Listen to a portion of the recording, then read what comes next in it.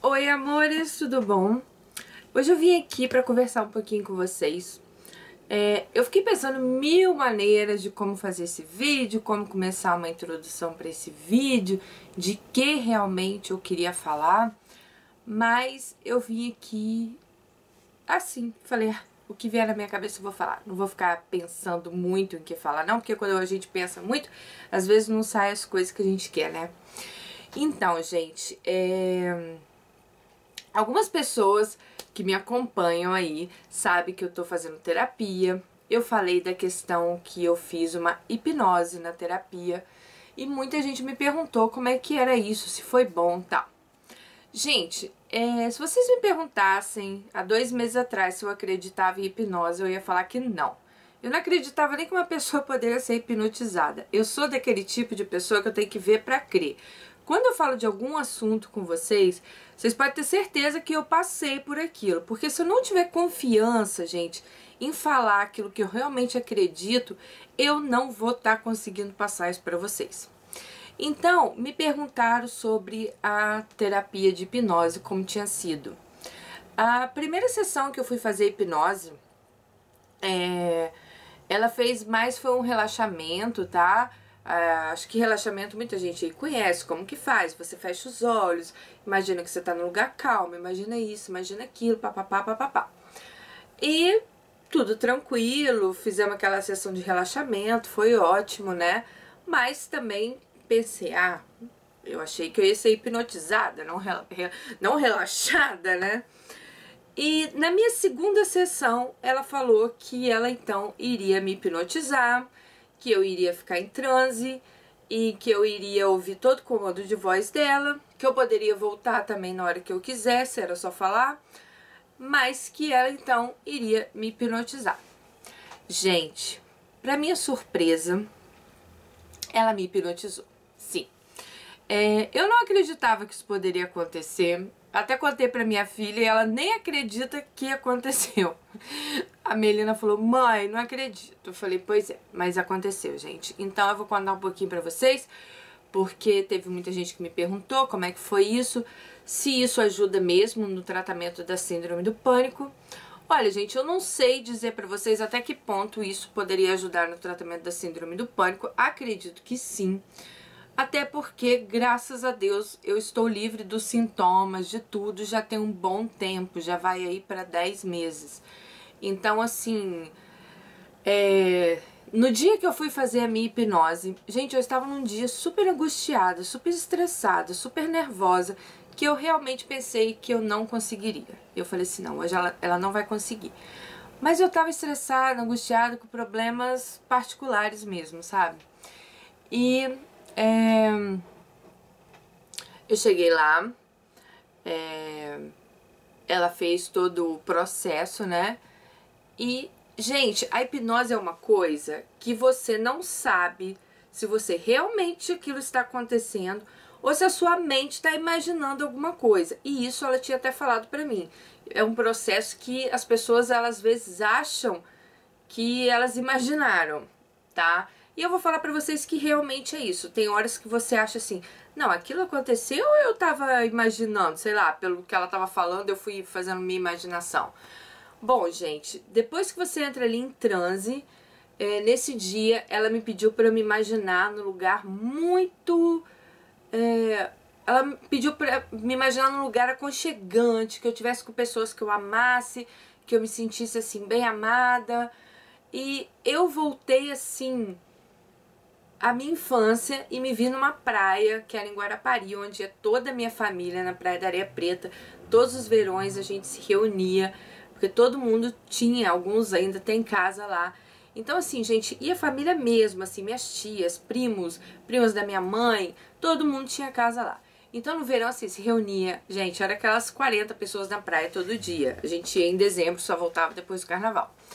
E isso, claro que marcou minha infância, porque era um momento, assim, maravilhoso. Um momento que eu esperava o ano inteiro pra estar ali com primos que moravam no Maranhão, em Belo Horizonte. E a gente estava sempre ali, né? E tinha as minhas tias, que eu chamo de tias, mas são as primas da minha mãe, que eu também adorava, adoro também até hoje, né? Então eu me imaginei ali, sabe? Naquele meu momento, assim, naquela infância, naquilo tudo. E eu senti, assim, um aconchego, gente, muito bom naquela hora. Você vai ouvindo a voz da terapeuta falando, você vai indo e você realmente vai sentindo aquelas sensações que você tá passando. Eu fiquei um pouco nesse lugar, quando depois ela pediu pra eu ir pra um lugar que eu não me sentiria tão bem, e que eu imaginasse uma porta nessa praia, e que eu iria entrar nesse lugar que eu talvez não me sentisse tão bem. Que era um lugar que eu iria ter angústias, um lugar que eu teria... que eu não ia gostar. Então, eu abri essa porta, né, na hipnose, não sei se eu imaginei, se eu vi essa porta, mas eu abri essa porta e eu me vi num pântano, gente. Era um lugar, assim, com muita lama, um lugar horrível. E na hora que eu entrei nesse pântano, gente, me deu uma crise de choro nessa hipnose, mas me deu uma crise de choro. E eu ouvi a voz dela, ela falando, se você quiser voltar, volta, se você quiser voltar, volta. Só que ao mesmo tempo que você tá ouvindo a terapeuta, você não consegue se mexer, assim, o seu corpo, ele não se mexe, sabe? Você não tem aquela coisa, eu vou abrir meu olho. Não, você não consegue, gente. Seu olho tá super pesado, seu corpo tá pesado, e eu lembro, assim, que eu chorei muito quando eu abri essa porta, quando eu me vi nesse lugar.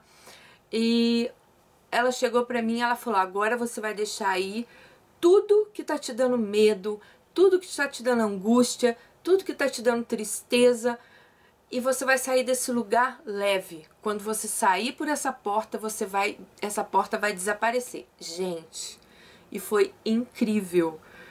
Eu, assim, depois desse choro todo, eu saí dessa porta, a porta desapareceu e eu voltei para essa praia onde eu tava no início da hipnose. Só que quando eu volto para essa praia, eu já tava na minha idade adulta. Porque quando começou a hipnose, eu me via nessa praia criança, sabe? E quando eu volto para essa praia, eu já tava assim, o que eu era hoje. E tinha uma cadeira e eu sentei e eu fiquei lá, esperando a minha mãe. Que a minha mãe faleceu, vocês sabem. Mas ali na hipnose parece que eu tava, tipo, esperando a minha mãe. Foi quando ela começou a fazer eu voltar. E, gente, quando eu voltei, eu tava, assim, super aliviada. Eu tava leve. Eu vou dizer pra vocês, depois da hipnose, o meu corpo, ele ficou todo em cãibra. Eu senti cãibra, assim, o corpo pesado por algum momento. Então, ela te deixa deitada um pouco pra você relaxar.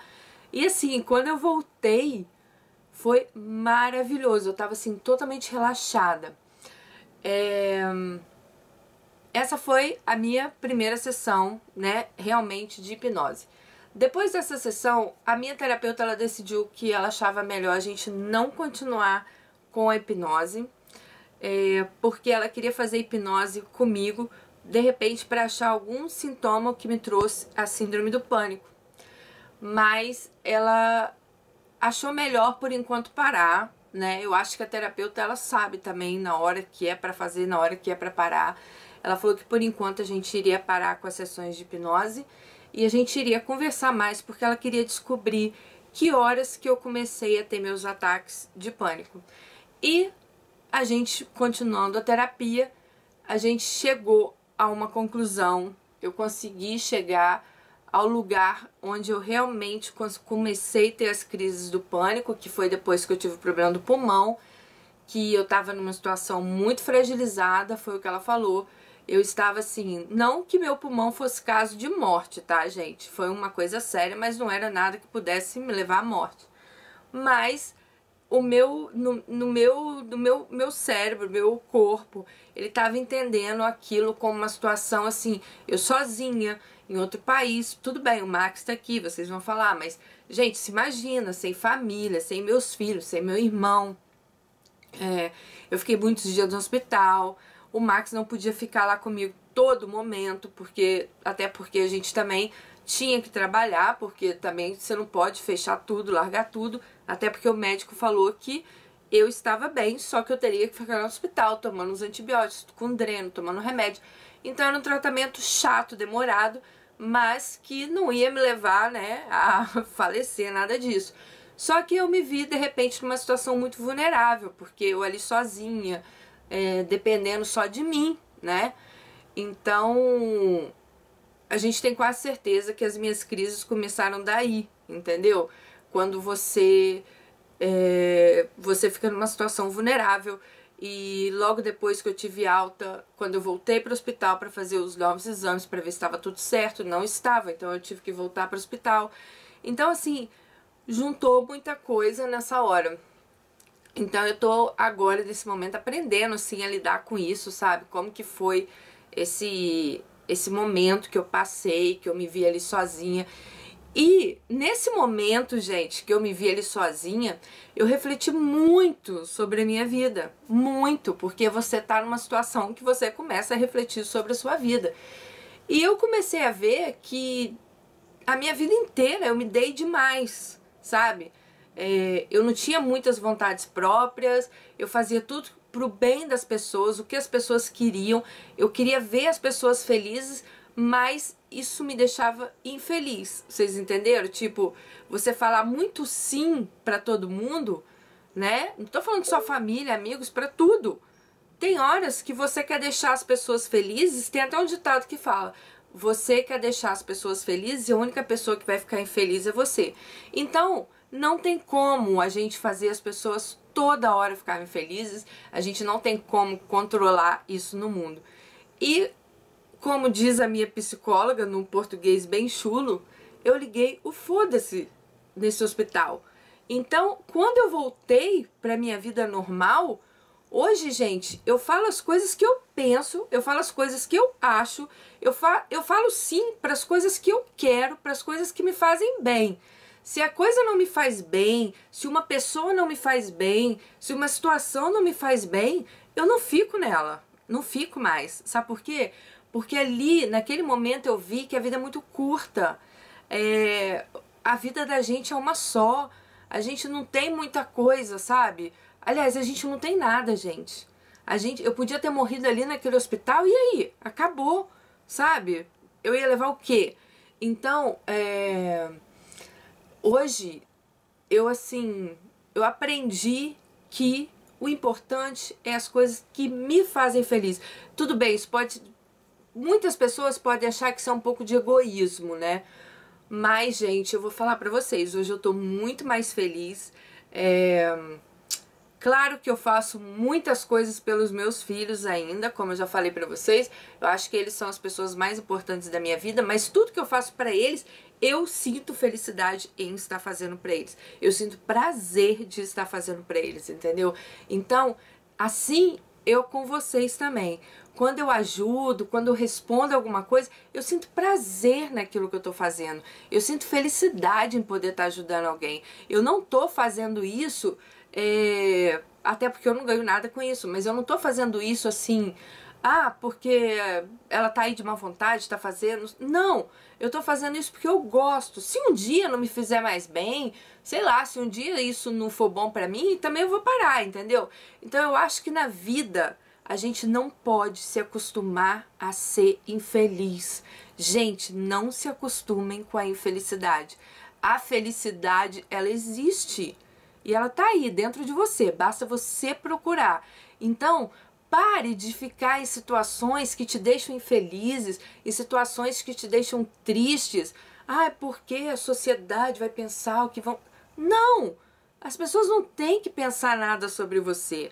Você tem que fazer as coisas que você acha que são boas pra você, entendeu? Eu acho que quando a gente faz uma coisa de coração, que a gente, mesmo que a gente tenha que falar não às vezes pra alguém, mas não é que você tá sendo má, você não... eu acho melhor você falar um não do que você fazer algo com má vontade pra uma pessoa, sabe? Fazer algo que você não quer. Eu já fiz muito isso na minha vida, gente. Coisas que eu não queria, com medo de falar não, e como a minha psicóloga me ensinou, de repente eu tinha uma carência muito grande na minha vida, até porque eu perdi meus pais cedo. Então, assim, eu queria que as pessoas gostassem de mim, eu queria ter eu queria que as pessoas não é sentir esse orgulho de mim. Como é que eu vou explicar pra vocês? Eu queria que as pessoas gostassem de mim. Eu queria que as pessoas pensassem, nossa, como ela é legal, como ela é bacana, como ela é gente boa. Mas não adiantava eu fazer isso e eu me sentir infeliz. Ao invés de eu estar me sentindo uma pessoa prestativa, eu me sentia uma idiota depois, sabe? De pensar, nossa, por que eu fiz isso se eu nem queria fazer, sabe? Por que eu aceitei isso se não era o que eu queria? Então, gente, é isso que eu vim falar pra vocês. O importante é vocês serem felizes. E a felicidade, ela tá dentro de cada um de nós. Então, eu acho assim, vocês têm que parar, vocês têm que pensar... O que tá errado na minha vida? Por que as coisas não estão acontecendo? Por que... Gente, tudo que te faz feliz, tudo que deixa a gente feliz, as coisas elas fluem naturalmente, sabe? Porque é a lei da vida. As coisas vão fluindo. Se você tá naquele momento que você se fecha, que você não... Sabe? As coisas parecem que param, as coisas ficam destacadas, né? Elas não vão pra frente, elas não vão pro lado... Então, assim, e você fica naquela coisa, ai, o que eu vou fazer, sabe? Então, assim, outra coisa que eu queria falar também, vindo já no assunto aí da síndrome do pânico, que seja depressão, síndrome do pânico, síndrome de ansiedade, esse monte de doença psicológica que tem hoje em dia, gente, eu sinto que muitas pessoas também têm medo de procurar ajuda por vergonha. Porque, eu não sei, mas a impressão que eu tenho dos grupos que eu participo é que psicólogo, psiquiatra no Brasil é médico de louco, sabe? Então as pessoas, elas ficam meio com vergonha de procurar um médico. As pessoas, elas ficam com vergonha de tomar um remédio que é bom pra elas. Ai, eu me curei do pânico sem remédio. Que bom! Mas tem gente que precisa da medicação para que seja ajudada, gente. Muita gente fala, esses remédios viciam. Gente, hoje em dia a tecnologia, ela tá muito avançada. O meu médico, o meu neurologista que eu fui aqui, ele me explicou que vários remédios eles não ficam mais no sangue. Então não tem esse negócio de viciar. Quem vicia é a nossa mente, de achar que, eu vou ficar sem um remédio. Não, mas o seu organismo não vai viciar no remédio. Então assim, gente, se você tá precisando de tratamento, se você tá se vendo numa situação dessa, procure ajuda, não tenha vergonha. Por que ter vergonha? Eu já vi várias pessoas falar que aquela ali toma Ritrovil, ó, é louca. Gente, Ritrovil não é remédio de louco. Ritrovil é um remédio. Por exemplo, você tá com uma infecção, você não tem que tomar antibiótico por tanto tempo? Então, você está com um problema no seu psicológico. Então você também terá um tempo para tomar um remédio. Vejo muita gente também, parei o remédio por minha conta, meu Deus, estou tendo biocrises. Claro! Quem sabe a hora de parar o remédio é um médico. Eu tomo remédio, gente, vai fazer 11 meses já, entendeu? Agora o meu médico falou, você tá preparada para parar? Porque eu só tomo 10 miligramas hoje em dia. Então ele falou, a partir do mês que vem você vai tomar 5 por dia até a gente parando. Então, gente, tem que ser assim. É porque o remédio tá lá viciado no seu organismo? Não, pode ter certeza que 90% é por causa do seu psicológico. E se você pensar que você tá sem o remédio, talvez você comece a ter alguma coisa. Então você tem que entender que aquele remédio você não precisa mais dele. A mesma coisa quando você começa a tomar. A gente tem muito medo na hora de começar. Por quê? Porque é uma coisa nova, a gente já tá num momento totalmente devastado da nossa vida e a gente acha que aquele remédio ali vai fazer mais mal ainda. A gente começa a ler bula, ver efeito colateral, ver isso, ver aquilo. Isso aconteceu comigo e deve ter acontecido com muitas pessoas que tomam aí remédio pra, seja depressão, síndrome do pânico, o que for. Então, gente, olha, procurem ajuda. Vocês podem sair disso, vocês podem se curar. Se eu conseguir, o Emerson conseguiu, o Carlos está aí conseguindo e muitas outras pessoas que eu conheço conseguiram sair disso. Então, gente, vocês também podem conseguir. Não fica aí esperando, não se acomodem com a situação de estar se sentindo mal todos os dias, de estar passando mal. Eu vejo pessoas que falam que estão há 5 anos com isso. Você já foi no médico? Não. Gente, como uma pessoa fica 5 anos com isso sem procurar ajuda? Como? Você já se acostumou então com isso. Então não façam isso, tá bom? Procurem ajuda. Então, ó, é esse aí meu recado de hoje. Eu acho assim que pra gente se sentir bem, gente, não tem que ter barreiras. A gente vai até, luta até o final pra gente estar bem com a gente mesma. Então, ó, um beijo. Se gostaram, dá um joinha no vídeo, se subscreva no canal. Super beijo, fique com Deus e até nosso próximo vídeo. Tchau!